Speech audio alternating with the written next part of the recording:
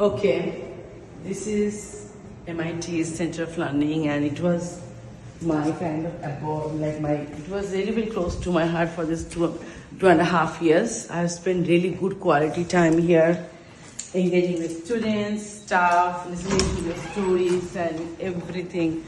And it made a very special place. This is where I used to sit and do all those, writing and thinking and thought processing.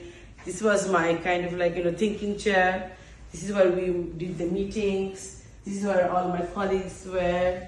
This is our little kitchen corner with cups. Photocopy came new.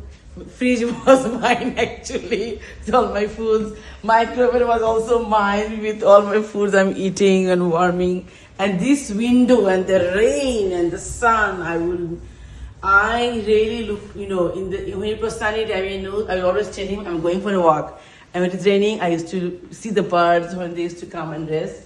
This is Damien's beautiful office, and I gave a little bit of my mindfulness toys to him so that Damien never forgets me. And when he waters, when he sees this writing and this crystal, he remembers little things that was very close to my heart. Let's see the prayer room now.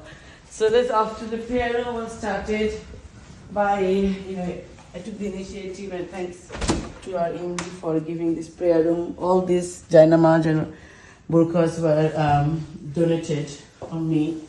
And it is a really spiritual place for me to connect here. Everyone, what is this? Is there an email or something? Feel free to use the air. So a lot of things we put here, the money and things. So this was a very special place for me to pray and rest. And that place used to be made here for students and staff. So that was it. And thank you, Damien, for all your help.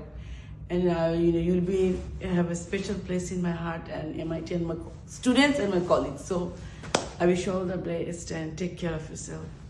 Bye-bye. There's no Tasmiha here. Man, it's so boring.